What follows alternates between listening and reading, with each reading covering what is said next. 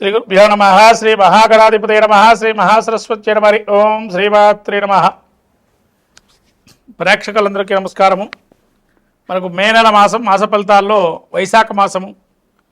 ఈ యొక్క వైశాఖ మాసంలో చాలా అద్భుతమైనటువంటి జయంతోత్సవాలు, అనేక పుణ్యమైనటువంటి కార్యక్రమాలు, దాన ధర్మాలు, అనేకం కూడా స్నానాలు లాంటివి అనేకం కూడా ఉన్నాయి.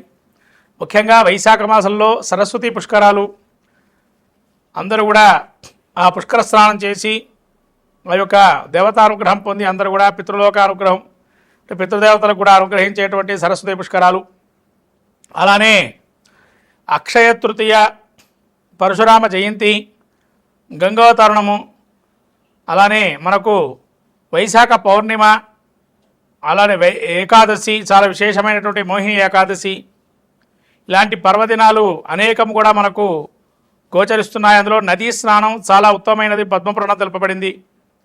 కాబట్టి అందరూ కూడా వైశాఖ మాసంలో క్షేత్ర యాత్ర స్నానాధికాలు చేసుకొని వాళ్ళ గ్రహస్థితి ఏదైనా బాగోలేకపోతే ఇక్కడ ఇటువంటి హోమ వ్రత నియమాలు పాటించి, ఉపాసన పాటించి ఆ యొక్క పరిపూర్ణమైన దేవతానుగ్రహాన్ని పొందడానికి ఈ వైశాఖ మాసం కూడా చాలా మంచిదైనటువంటిది. ముఖ్యంగా విష్ణుప్రీతి అయినటువంటి మాసము వైశాఖ మాసం. కాబట్టి వైశాఖ పురాణం కూడా ఉంటుంది మనకి. ఇటువంటి మహత్తరమైనటువంటి మాసంగా మనం పిలువబడుతుంది. ఇక మనకు రాశి సంచారం చూసుకున్నట్లయితే ముఖ్యంగా ప్రత్యేకంగా ఈ యొక్క మాసంలో మేష సంక్రమణ తర్వాత రవి వృషభ రాశిలో సంక్రమణం చేస్తూ, అట్లానే రాహు కేతువులు కూడా మే నెల నుంచి 18వ తారీఖు నుంచి కుంభ సింహాదుల్లో సంక్రమణం జరుగుతూ సంచరిస్తున్నారు మార్పుతో.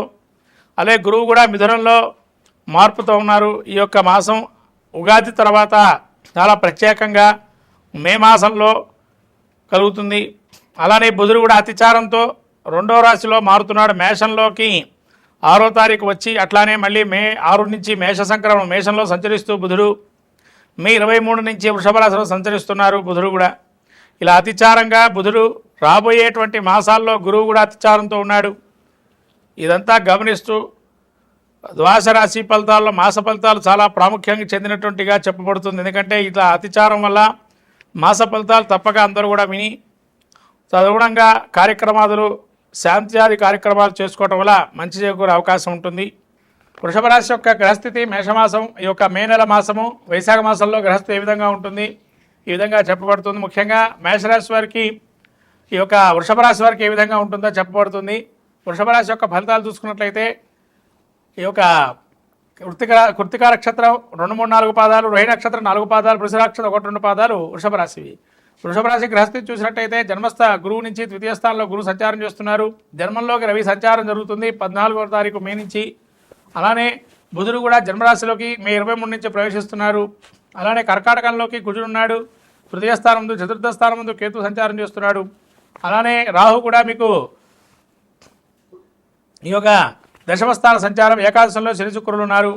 అలానే బుధుడు రవి మాత్రం ప్రస్తుత కాలంలో 12లో సంచరిస్తున్నారు. ఈ విధంగా వృషభ రాశి యొక్క గ్రహస్థితి చూసినట్టయితే జన్మంలో వ్యయస్థానంలో రవి సంచారం చేస్తూ వేడ తప్పిన భోజనం కానీ, సమయం ఉండకపోవటం కానీ జరిగే అవకాశం ఉంటుంది. కాబట్టి వేడ తప్పిన భోజనం చేయకుండా ఉండడం కానీ చేయడం మంచిది, అనారోగ్యం వచ్చే అవకాశం ఉంటుంది.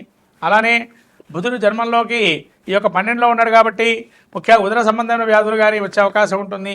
అలాగే గురువు ద్వితీయంలోకి రావడం ధనాదాయం బాగుంటుంది. ధన సంపాదన కానీ, కుటుంబంలో మీ గౌరవప్రదాలు కానీ అనేకంగా యోగ్యప్రదంగా ఉంటాయి. కుటుంబంలో మీ యందు ఆసక్తి పెరుగుతుంది. అందరూ మీరంటే ప్రేమగా ఆప్యాయతతో చూసే అవకాశం ఎక్కువగా ఉంటుంది.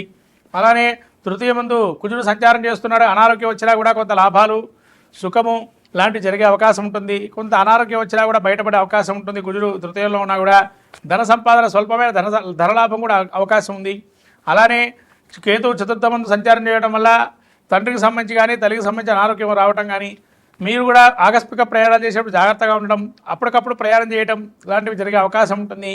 అలానే ఈ యొక్క రాహు దశమంలో ఉండడం వల్ల, రాజ్యస్థానంలో రాహు ఉండడం వల్ల అనేక రకాలైన లాభాలు పొందడం, ఏ వ్యాపారం మొదలుపెట్టినా యోగదాయకంగా ఉండడం, పెట్టుబడులు పెట్టినా యోగదాయకంగా ఉండడం, అలానే ఫార్మాసిటికల్ కానీ, డాక్టర్ లాంటివి కానీ, సర్జికల్స్ కానీ అలాంటి వ్యాపారాలు చేసేవారు యోగప్రదంగా ఉండడం, అలానే రాహు కూడా విదేశీ వ్యవహారాలు, విదేశీ విద్య లాభదాయకంగా ఉండడం, శని శుక్రుడు లాభంలో ఉండడం వల్ల శని యోగప్రదంగా మీకు దీర్ఘకాలిక సమస్య నుంచి బయటపడే అవకాశం ఉంది.